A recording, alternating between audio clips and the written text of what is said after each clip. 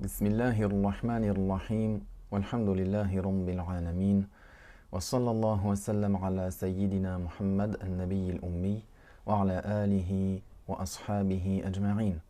Allahumma allimna ma yanfa'una wa anfa'na bima 'allamtana wa zidna 'ilman nafi'an ya karim. Amma ba'd, nous continuons dans le sujet de Haqiqatul Iman, le sujet de la réalité de la foi. Nous avons mentionné qu'il y a deux avis à ce sujet. Certains ont conditionné l'islam de la personne qui est capable de prononcer par le fait qu'elle prononce. Si elle ne prononce pas alors qu'elle a la capacité de prononcer, alors il sera jugé mécréant par nous et par Dieu dans l'au-delà. Et il y a aussi certains savants, un bon nombre de savants, un bon nombre de vérificateurs également, qui ont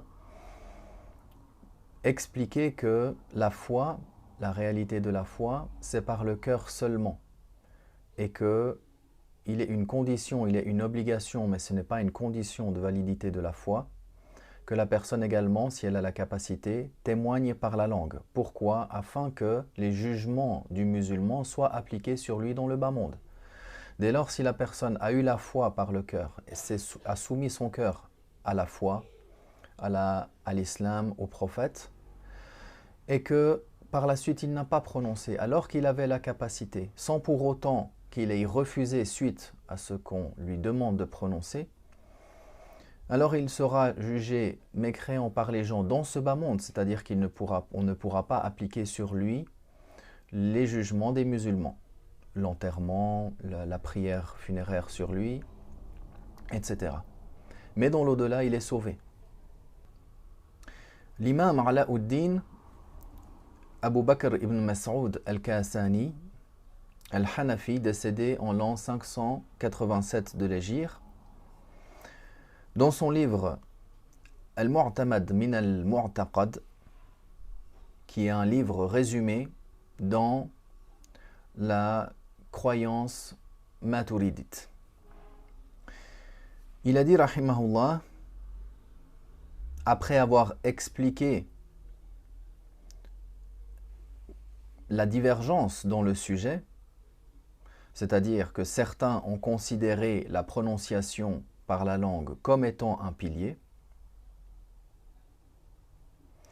il a dit وَبَعْضُهُمْ لَمْ يَجْعَلُوهُ رُكْنًا وَقَالُوا الرُّكْنُ هُوَ التصديق بالقلب ويصير العبد مؤمنا بينه وبين ربه بالتصديق المجرد وإنما الإقرار باللسان دلالة عليه يوقف على إيمانه فيجرى عليه الأحكام الإيمان وهذا مروي عن أبي حنيفة رحمة الله عليه وهو اختيار إمام الهدى الشيخ أبي منصور الماتريدي السمرقندي رحمة الله عليه وهو قول جماعة من المتكلمين.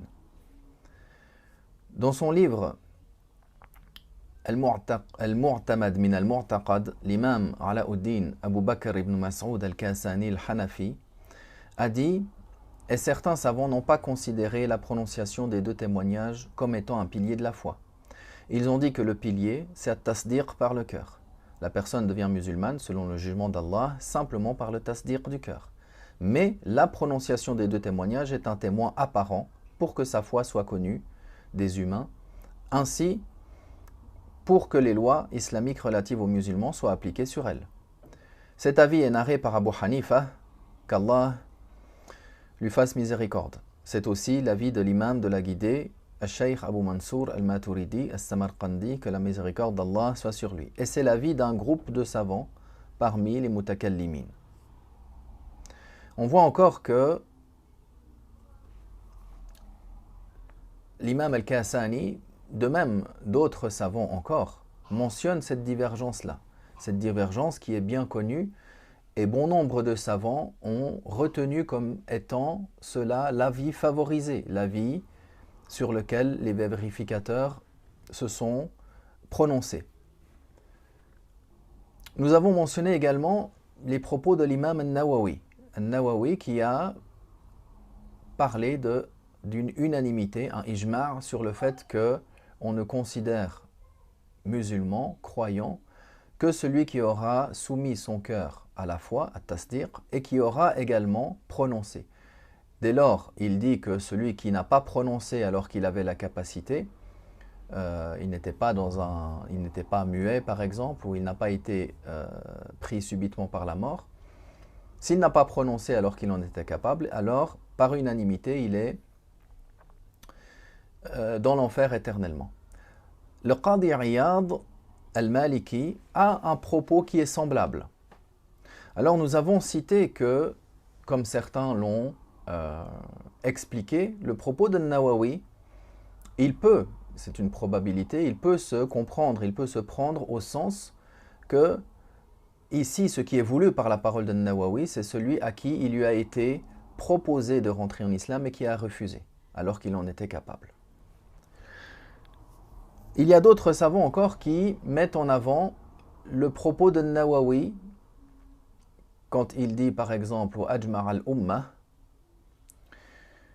ou bien dans les propos « Ittafaqa ahlu sunnati » c'est-à-dire le consensus des gens de la sunna. Ici, certains savants, comme on va le mentionner, Ashurun Boulali, rahimahullah, al-Hanafi, mentionne que ce qui est voulu, c'est un groupe ou une majorité. Ici, à la place de, lorsqu'il utilise le terme unanimité, ce qui en est plutôt voulu par An-Nawawi, c'est mu'zamuhum, la plupart.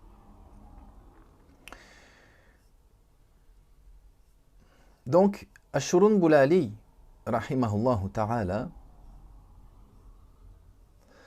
il a dit Bal qala al-Aini, c'est-à-dire il a dit, après avoir exposé dans le sujet de l'iman la divergence à ce sujet, il mentionne Bal qala al-Aini fi sharh al-Bukhari ittafaqa ahlu sunnati ay mu'zamuhum min al-muhaddithin wal-fuqaha wal-mutakallimin ala ma qalahu an-Nawawi anna al-mu'min الذي يحكم بأنه من أهل القبلة لا يخلد في النار لا يكون إلا من يعتقد بقلبه دين الإسلام اعتقادا جازما خاليا عن الشكوك ونطق مع ذلك بالشهادتين فإن اقتصر على أحدهما لم يكن من أهل القبلة أصلا ويخلد في النار إلا أن يعجز عن النطق لخلل في لسانه أو لعدم تمكينه منه لمعاجلة المنية أو لغير ذلك فإنه حينئذ يكون مؤمنا بالاعتقاد ومن غير لفظ انتهى إلا أن هذا القول يخالفه القول الأول فيراد بالاتفاق اتفاق معظم أهل السنة واختار جماعة منهم مجرد التصديق كما قدمناه. Alors l'imam Ashurun Boulali, rahimahullah ta'ala, également un savant hanafite, dans son livre Maraqil Ula fi tahriri mas'alati haqiqatil iman wa diddihi wattila. L'imam Ashurun Boulali, décédé en 1069 de l'Hégire, dans le livre que l'on a mentionné, il a dit Al-Aini, dans son livre Sharh al-Bukhari, il a dit d'après ce qu'a dit Nawawi, Ahlus Sunnah a été en accord parmi les muhaddithun, les fuqaha, les mutakallimun, que le croyant jugé comme étant de Ahlus Sunnah ou étant de Ahlul Qibla et qui n'ira pas en enfer éternellement, c'est uniquement celui qui a cru fermement et sans aucun doute à la religion islamique et qui a prononcé les deux témoignages. Par conséquent, s'il a manqué à un de ces deux, alors il n'est pas d'Ahlul Qibla et il sera en enfer éternellement.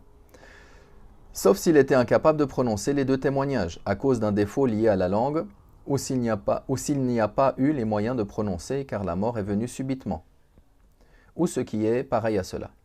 Alors dans ces cas, il est musulman par la croyance uniquement, sans la prononciation. Fin de citation. Shurun Boulali dit suite à cela, sauf que cet avis est contredit par le premier avis. Donc, il est voulu par le mot accord ou consensus, l'accord de la majorité de Ahlus Sunnah. Et un groupe d'Ahlus Sunnah a choisi l'avis que la foi est par l'adhésion du cœur uniquement, tout comme nous l'avons déjà présenté. Ceci est également une preuve qui montre qu'il n'y a pas unanimité à ce sujet-là et que c'est bel et bien une divergence existante et qu'il n'y a pas un avis qui est illusoire, c'est-à-dire l'avis du tasdiq par le cœur seulement, n'est pas un avis illusoire. Cet avis n'est pas faux, n'est pas rejeté, comme l'ont prétendu certains. L'imam Shamsuddin al-Ramli, al-Shafi'i, également mentionne dans son Fatawa al-Ramli, il mentionne et il réplique à cela. C'est-à-dire, il montre qu'il y a divergence à ce sujet-là et que la parole de An-Nawawi n'est pas telle qu'elle est, c'est-à-dire qu'il n'y a pas unanimité. N'est pas telle qu'elle est, c'est-à-dire qu'il n'y a pas unanimité. Également, le cheikh, l'imam Shamsuddin al-Kirmani, al-Shafi'i, également, rapporte la parole de Nawawi dans son livre Al-Kawakibu al-Darari fi Sharh al-Bukhari, mentionne également la parole de Nawawi, puis ensuite il dit que je dis, il n'y a pas consensus, unanimité sur le cas de celui qui adhère par le cœur uniquement et qu'il a manqué à la prononciation des deux témoignages alors qu'il en avait la capacité de prononcer. Dès lors qu'il n'y a pas une contradiction, une incompatibilité avec la foi, c'est-à-dire qu'il s'est rebellé, il a dénigré, on lui a proposé, il a refusé. Et il dit qu'il est musulman, selon le jugement d'Allah, il ne rentrera pas en enfer éternellement. Mais les humains, oui, on le considère comme étant mécréant. فقال في كتابه وأقول الاتفاق ممنوع فيما لو اقتصر على الاعتقاد مع القدرة على النطق إذا لم يظهر منافيا فإنه مؤمن عند الله وقد لا يخلد في النار نعم نحن نحكم بكفره.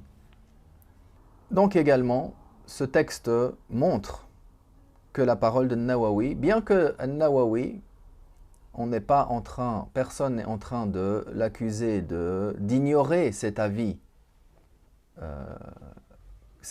du tasdiq par le cœur uniquement, mais elle est expliquée par les savants. Et le plus probable, c'est ce qui montre cela, comme les savants l'ont expliqué, que le plus probable est que son propos ittafaqa, il y a consensus, c'est pour citer une majorité, comme c'est le cas également de certains autres savants, comme At-Tabari ou d'autres, qui mentionnent parfois le terme ittafaqa et ils veulent par cela la majorité. Il convient également de rétablir la vérité concernant des propos qui ont été écrits et prononcés. Donc le but de cette série-là de vidéos est bien de comprendre le sujet de la divergence,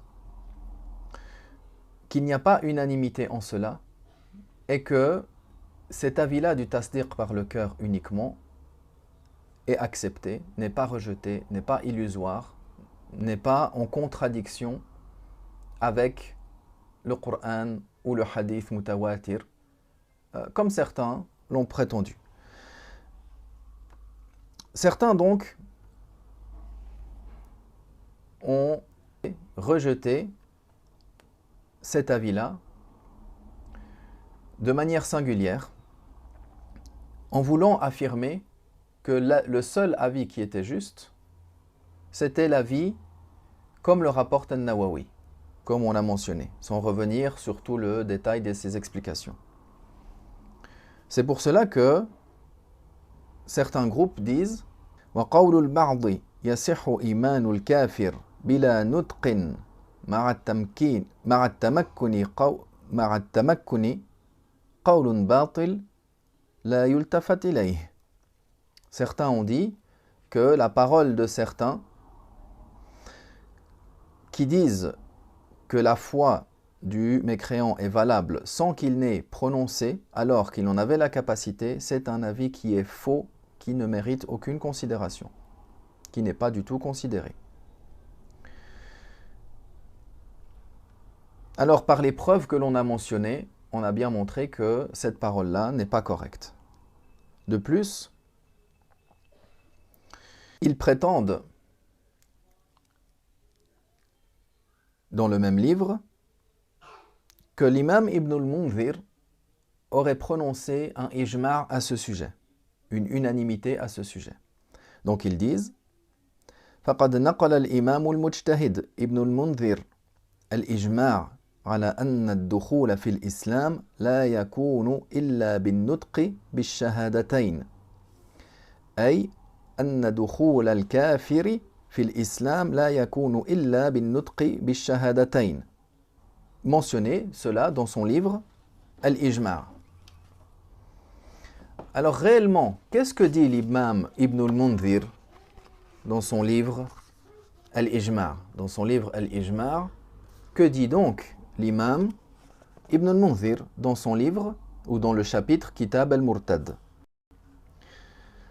Il a dit rahimahullah wa ajma'a kullu man nahfazu anhu أن الكافر إذا قال لا إله إلا الله وأن محمدا عبده ورسوله ولم يزد على ذلك شيئا أنه مسلم. Ibn al-Mundhir, dans son livre Al-Ijma', dans le chapitre ou le livre de l'apostat, il dit ont été en accord tous ceux dont on a mémorisé d'eux, que le mécréant, s'il dit, c'est-à-dire s'il prononce La ilaha illallah wa anna Muhammadan abduhu wa rasuluh, et qu'il n'ajoute rien sur cela, qu'il est musulman. Donc, l'imam Ibn al-Mundhir n'est pas du tout en train de dire qu'il y a unanimité sur le fait, comme il a été démontré précédemment dans les propos de certains, que la personne ne serait jugée musulmane, croyante, sauvée du feu éternel, que par la prononciation des deux témoignages, et qu'il y aurait un ijma' là-dessus, prétendu, rapporté de Ibn al-Mundhir dans son livre Al-Ijma'. On se rend bien compte, ce qui est voulu ici, pour rétablir la vérité, au sujet de la parole d'Ibn al-Mundhir, qui a été sortie de son contexte, qui a été trafiquée, que celui qui dit la ilaha illallah Muhammad Rasulullah, sans rien ajouter à cela, il y a unanimité qu'il est musulman. Bien sûr.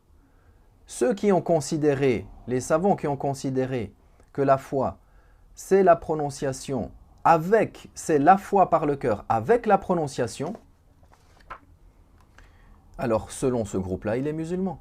Et de même, ceux qui ont dit la foi c'est par le cœur uniquement, même s'il n'a pas prononcé, alors également, si lui, il dit la ilaha illallah wa anna Muhammadan abduhu wa rasuluh, et il a prononcé, également selon le premier groupe, qui ne considère pas la prononciation comme un pilier, malgré cela, s'il prononce aussi, il est considéré comme étant musulman.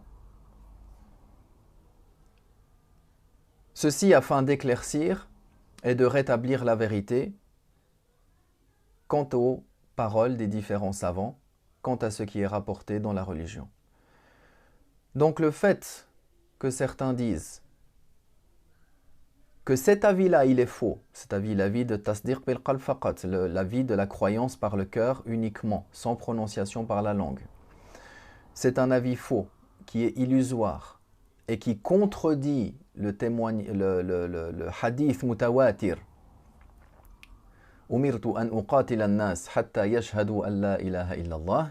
La parole du prophète, le hadith mutawatir, qui dit, en sens, j'ai été ordonné de combattre les gens jusqu'à ce qu'ils témoignent ou jusqu'à ce qu'ils disent qu'il n'y a pas d'autre Dieu que Dieu. Ce hadith-là, oui, il est mutawatir, mais personne n'a contredit son sens. Bien plus que cela, l'imam al-Maturidi et d'autres savants l'ont expliqué autrement, différemment, sans pour autant prétendre quelque chose qui reviendrait à contredire ce hadith.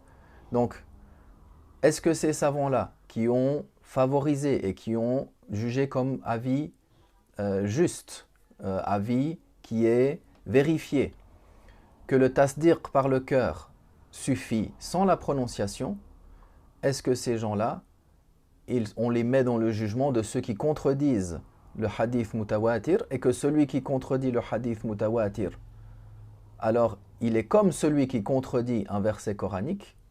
Wal'iyadhu billah, les musulmans ne prétendent pas cela. Ils ne vont pas, parce que c'est ça que le propos implique. Dire que contredire le hadith mutawatir, c'est comme contredire le verset coranique. Alors comment on va, selon ces gens, juger ces savants-là? On va les juger ignorants qui n'ont pas entendu le hadith mutawatir? Non, bien sûr que non. Est-ce qu'on va les juger égarés parce qu'ils auront, malgré la connaissance du hadith mutawatir, contredit ce hadith? Non, ils l'ont expliqué différemment. Dans une autre vidéo, nous verrons un des exemples de comment les savants, notamment l'imam al-Maturidi, a expliqué ce hadith-là, qui certes est mutawatir, mais les sens et les explications ont différé chez les savants. Walhamdulillah wa sallallahu wa sallam ala rasulillah.